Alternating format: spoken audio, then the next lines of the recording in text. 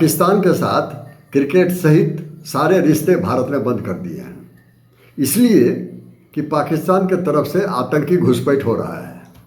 China के साथ क्या हो रहा है? चाइना के साथ तो सैनिक घुसपैठ होते चले आ रहे हैं बरसों से, और रिश्ते ज्यों के त्यों हैं। इतना बड़ा फर्क क्यों है दोनों में? चलिए, भारत की बात तो छोड़िए, चाइना का। अमेरिका क्या कर रहा है चाइना के साथ? आज चाइना अमेरिका का नंबर 1 दुश्मन है। जैसे पहले सोवियत यूनियन हुआ करता था कोल्ड वॉर के समय में 40 साल तक, लेकिन जैसे सोवियत यूनियन के साथ सारे रिश्ते बंद हो गए थे, अमेरिका कुछ भी नहीं बचा था, फिर वही रिश्ता पूरा बंद करने वाला चाइना के साथ क्यों नहीं कर पा रहा है? ठीक वही हालत है जो कि भारत की हालत है। और अमेरिका की तो बात हो गई। अब जापान जो पूरी सदियों से उसके जापान और चाइना दोनों एक दूसरे का सदियों से दुश्मन बने हुए हैं, फिर भी जापान चाइना का रिश्ता ख़त्म नहीं हुआ है। जहाँ तक रसिया की बात है, 1965 में रसिया और चाइना की सीमा पर एक दूसरे की सेनाएं आमने सामने खड़ी हो गई थी। कारण था यूसुरी रिवर का विवाद बहुत दिन से चल रहा था, इस कारण से दोनों की सेनाएं आमने सामने हो गई। और आज देखिए, आज सबसे बड़ा मित्र अगर रसिया का कोई है तो चाइना है, और चाइना का अगर कोई है तो रसिया है। कोई फर्क नहीं पड़ा। तो अब इस सवाल उठता है, खाली भारत नहीं है ऐसा, दुनिया का एक भी मुल्क नहीं है जिसने कि चाइना के साथ पूरी तरह से रिश्ता बंद कर लिया हो, भले चाइना कितना भी बुरा करता रहे। इसका रहस्य क्या है? कारण तो होगा। इस रहस्य का पहला कारण यह है, जहाँ तक भारत की बात है, इंडिया की बात है, इंडिया ने एक पॉलिसी चलाई, defence posture and offensive response. हम किसी पर अटैक नहीं करेंगे, अगर हमारे पर कोई करेगा तो पूरी तरह से जवाब देंगे। ये भारत की पॉलिसी रही। ऐसी पॉलिसी नेहरू से लेकर के आज तक चली आ रही है। ऐसी पॉलिसी क्यों अपनाई? क्या भारत का डिफेंसिव होना भारत के लिए मजबूरी है, लाचारी है? बिल्कुल नहीं, ऐसा कुछ भी नहीं है। ये टैक्टफुल एक्ट है, ये डायनेमिज्म है, ये शॉर्ट टर्म के लिए है, लॉन्ग टर्म के लिए नहीं है। परिस्थिति वैसी थी। भारत तुरंत आज़ाद हुआ था, आज़ादी को बचानी थी। बहुत सारे मुल्क आज़ाद हुए थे भारत के साथ, आज़ादी खो दी थी, इसलिए कि एग्रेसिव पॉलिसी बनाई।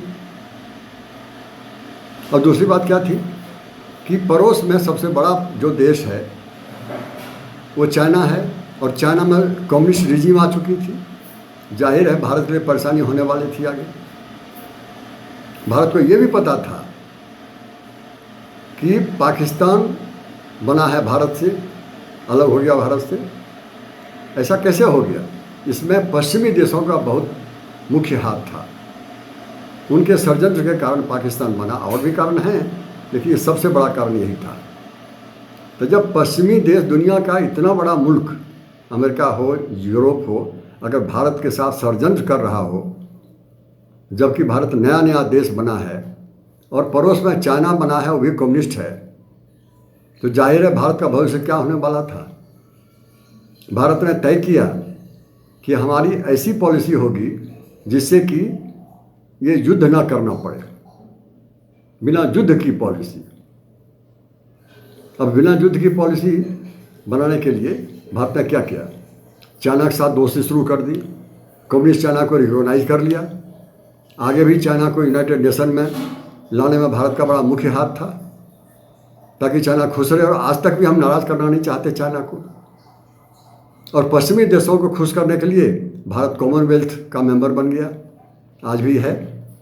और दो खेमे में जो दुनिया बटी हुई थी, दो ब्लॉक में, अमेरिका और सोवियत यूनियन के बीच में, तो इनको डील करने के लिए भारत ने बैलेंस की पॉलिसी चलाई, जो कहा जाता है नॉन अलाइनमेंट की पॉलिसी। ये सारे पॉलिसी इंडिया ने बनाई इसलिए कि भारत की आज़ादी बरकरार रहे, भारत विकास करता जाए, और भारत को किसी के सामने सर न झुकाना पड़े।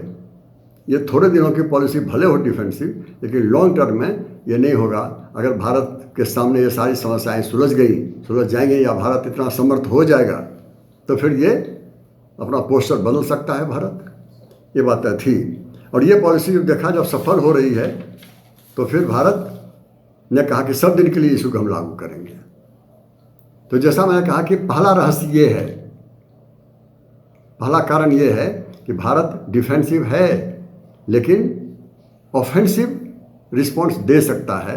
आज जिस परिस्थिति में भारत आज़ाद हुआ था तो डेमोक्रेसी को बचानी थी, आज़ादी बचानी थी, इस तरह से ऐसी पॉलिसी बनानी पड़ी और आज तक ये पॉलिसी सफल रही है, इसलिए आज भी लागू हो रहा है। नेहरू से लेकर के मोदी तक इसी पॉलिसी पर चल रहे हैं और सक्सेसफुल पॉलिसी है। इस तरह से अगर चाइना के साथ वही व्यवहार भारत नहीं कर पा रहा है जैसा कि पाकिस्तान के साथ कर रहा है, तो उसका पहला कारण जैसा मैंने बताया वो है भारत की पॉलिसी, डिफेंस की पॉलिसी।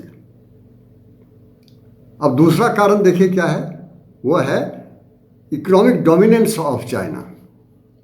आज चाइना जो है पूरी दुनिया का एक्सपोर्ट मोनोपोलिस्ट है। China today is the world factory.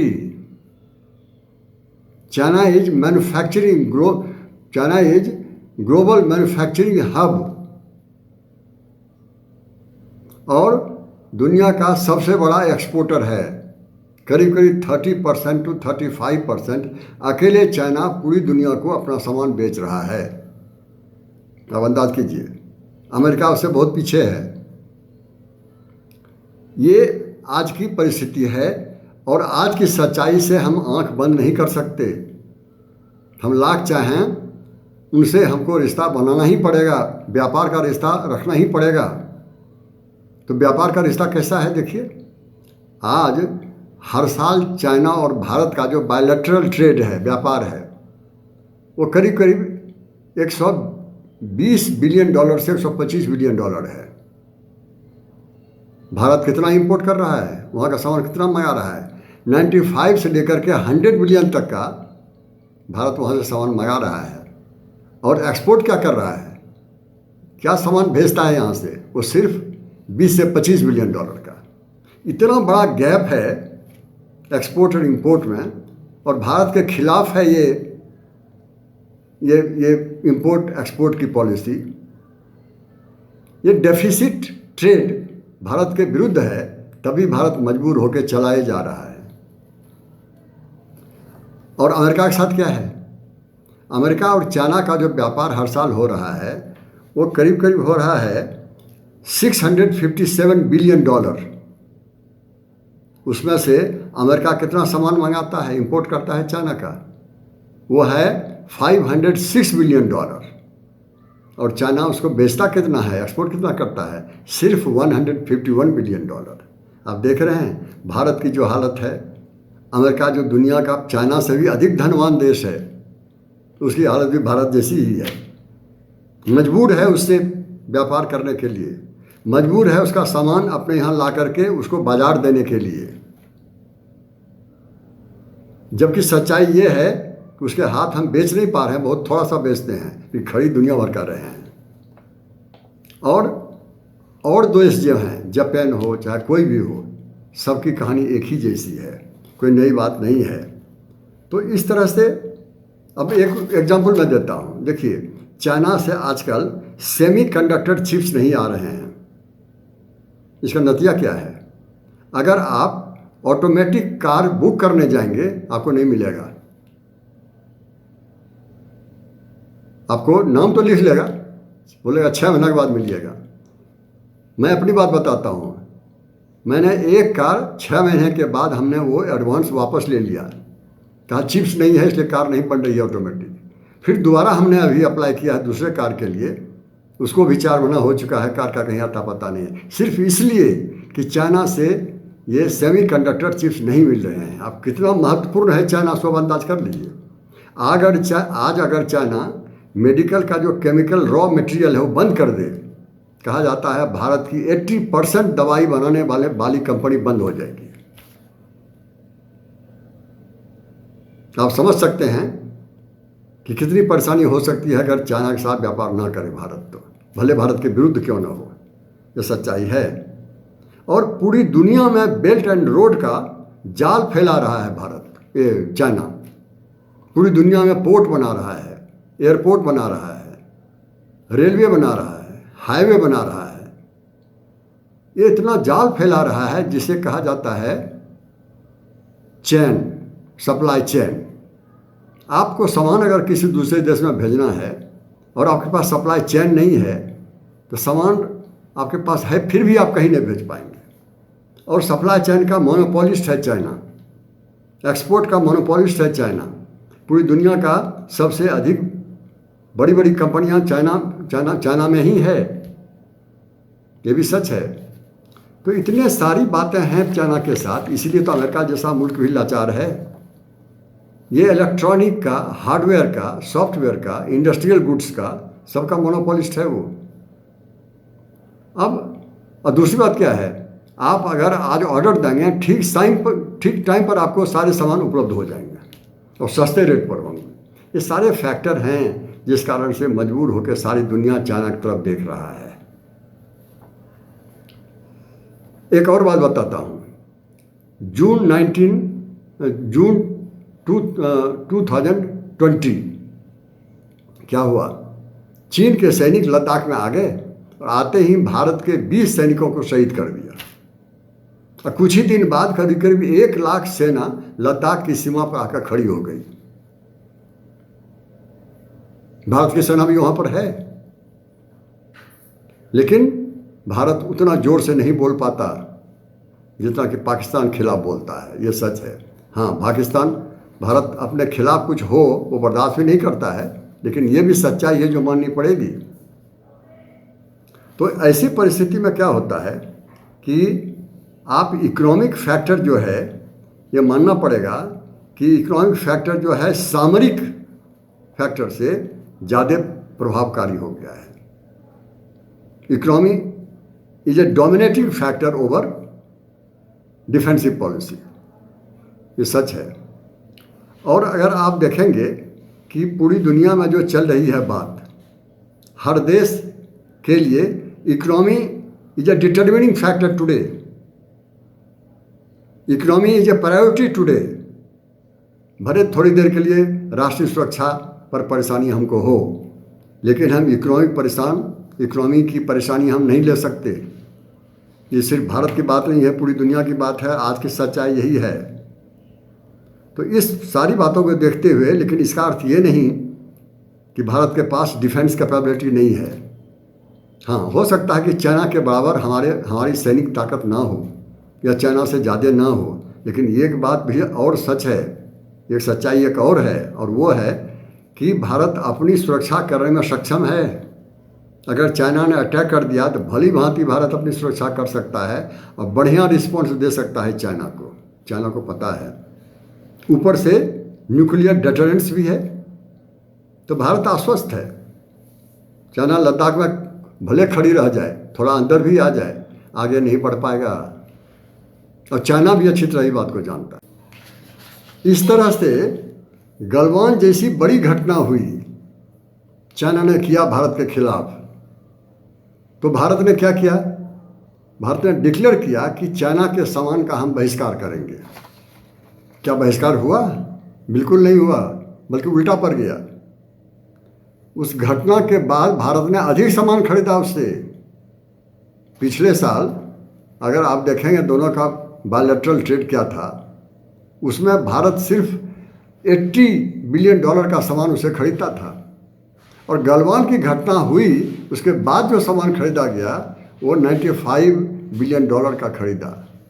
अब आप समझ सकते हैं कि ये जो आर्थिक मुद्दे हैं, इकोनॉमिक फैक्टर जो हैं, कितना डोमिनेटिंग हो चुका है। हम अफोर्ड नहीं कर सकते चाइना का सामान रोकने के लिए।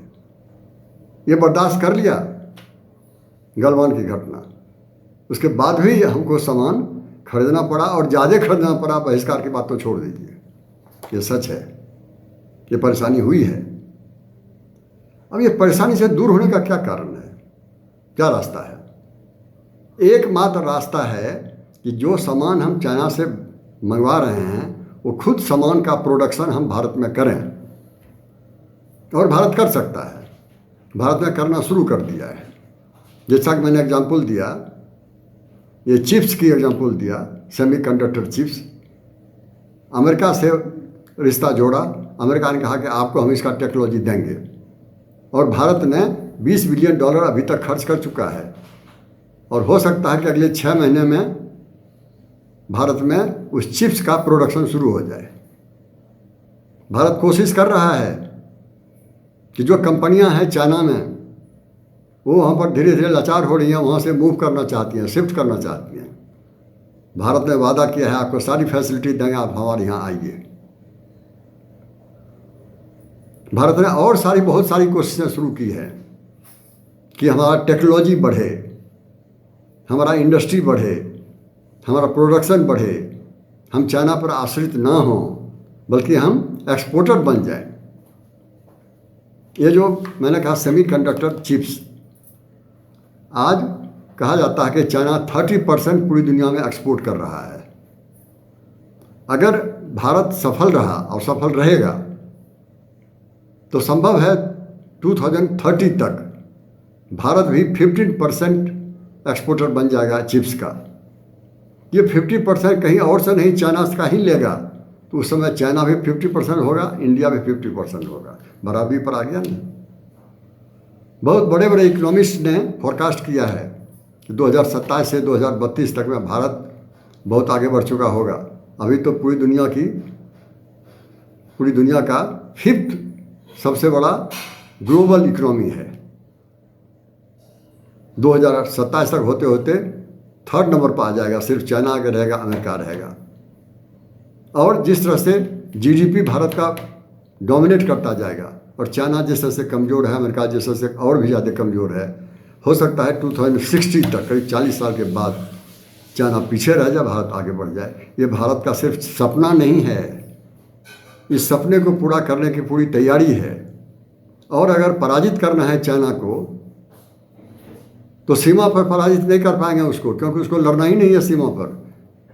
सिर्फ ये प्रेशर दे रहा है ताकि आप डिफेंस में ज़्यादा खर्चा करते जाइए और विकास मत कीजिए। ये भारत खूब अच्छी तरह भली भांति पहचानता है उसको। ऐसा भारत नहीं करने वाला है।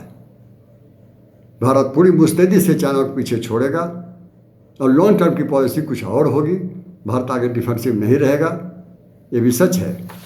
तो जब तक ऐसा नहीं होता है, तब तक भारत को पेशेंटली अपना काम करते जाना है।